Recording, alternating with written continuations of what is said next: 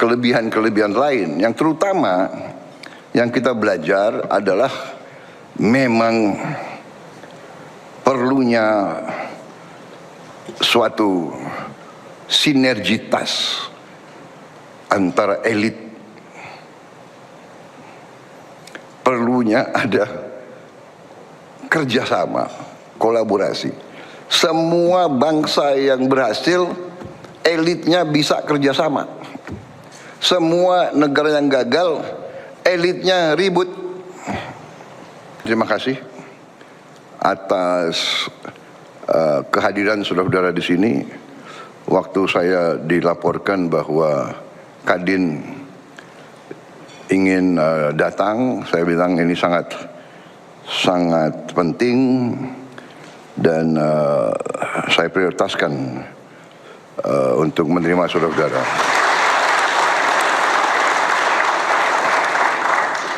Saya memandang bahwa usaha nation building, usaha pembangunan bangsa adalah satu proses yang sangat panjang. Maaf, saya tidak sebut Menteri Koperasi tadi. Oh, sorry.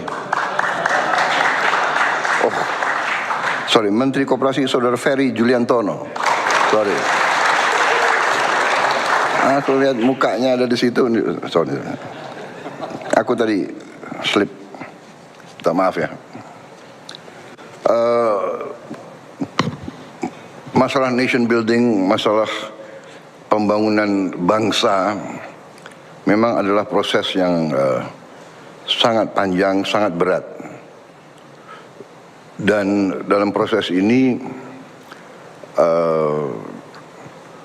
sejarah peradaban manusia mengajarkan kepada kita bahwa ekonomi tidak bisa dipisahkan dari politik, dari budaya, bahkan dari agama,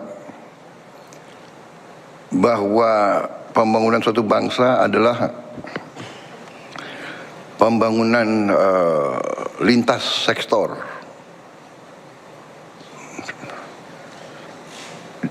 Karena itu nation building memerlukan kekuatan dari bangsa itu untuk bisa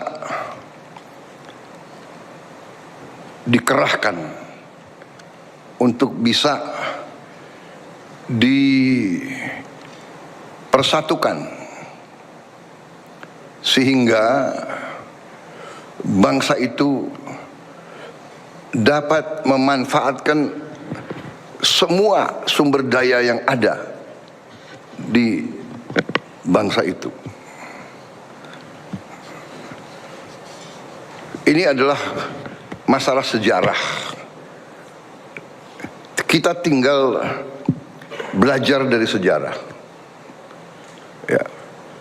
Dalam sejarah peradaban manusia kita bisa jelas lihat mana bangsa yang berhasil dan bangsa yang gagal. Bangsa yang gagal disebut failed state. Ya.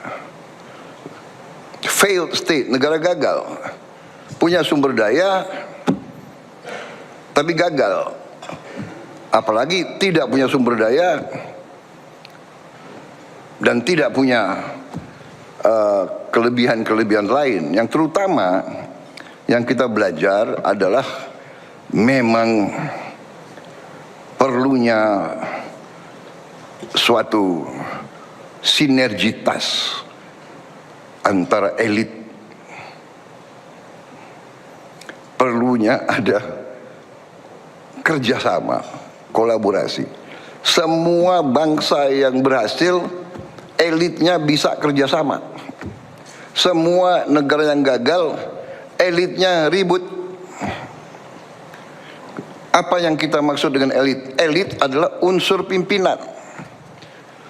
Jadi elit bangsa adalah elit politik, elit ekonomi, elit intelektual, elit agama, elit budaya, elit seni, elit produsen, elit buruh. Ini semacam matriks. Ini semacam apa ya? Ini kalau AI kan ada data yang dikumpulin. Tinggal kita buka saja. Tunjukin kepada saya negara mana yang berhasil kalau elitnya ribut terus. Jadi saya sangat terima kasih. Saya sangat gembira, saudara-saudara. Dari awal pemerintah yang saya pimpin, saudara menunjukkan niat ingin bekerja sama dan ingin berjuang bersama untuk kebaikan seluruh bangsa dan negara.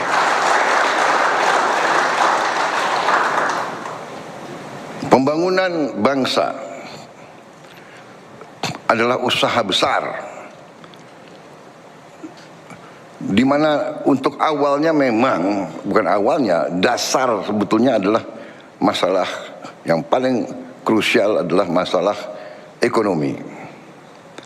Masalah perut adalah ekonomi.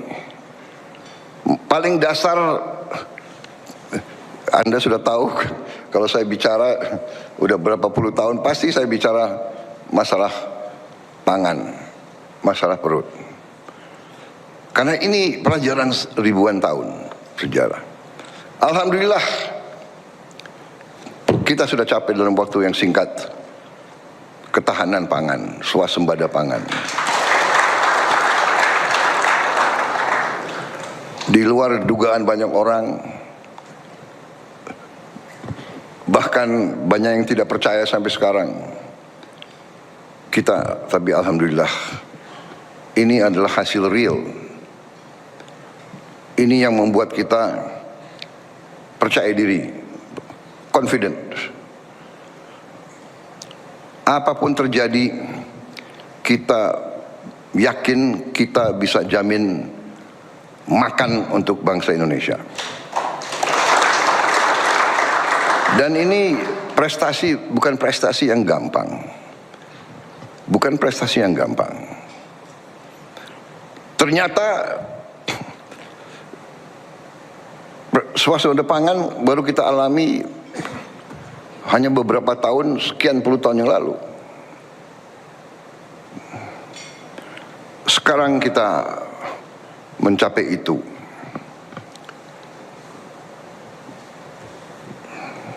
Kita masih menghadapi yang saya, waktu pertemuan pertama kita di awal pemerintahan saya, saudara datang ke saya pun saya sudah di mana-mana saya sudah warning, bahkan sebelumnya pun saya sudah warning, hati-hati. Situasi dunia, situasi geopolitik sudah sangat-sangat rawan. Sangat-sangat rawan. Di mana-mana terjadi perang. Dahsyat.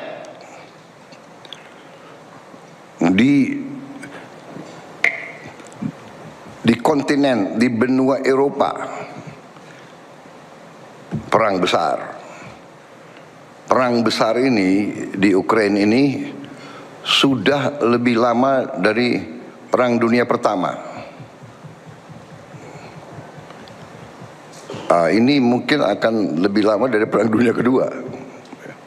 Perang Dunia Kedua mulai September 1939. Habis itu 40, 41, 42, 43. Habis itu pertengahan Mei 45. Jadi 5 tahun. Atau 4 tahun setengah. Perang Ukraina mulai tahun 22, ya. 22, 23, 24, 25, sudah masuk 26. Mungkin perang Ukraina lebih lama dari Perang Dunia Kedua juga. Jutaan sudah korban, Dan kita baru mengerti bahwa perang di satu bagian dari bumi kita punya pengaruh kemana-mana. Ya. Kepada harga pangan, harga BBM dan sebagainya. Belum selesai perang Ukraina, situasi di Gaza, di Lebanon, di Timur Tengah meletus, lebih parah lagi.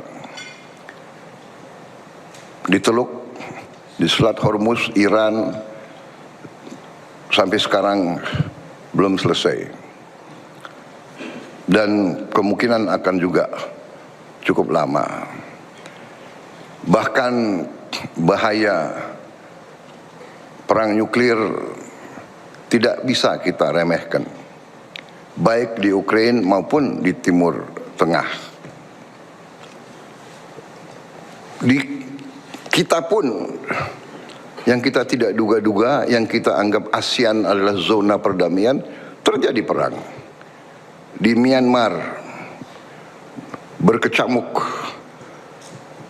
perang saudara dengan belasan atau puluhan milisi-milisi bersenjata didukung oleh negara-negara lain. Sahabat-sahabat kita Thailand dan Kamboja juga pertempuran yang juga masih penuh dengan ketegangan. Kita terus berusaha untuk mendukung upaya-upaya perdamaian dan ketegangan-ketegangan di tempat lain. Kita bersyukur bahwa negara kita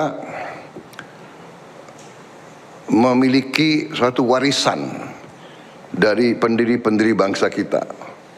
Warisan itu adalah politik luar negeri yang non-blok, non-aligned, yaitu kita tidak ingin bergabung dengan blok fakta militer apapun.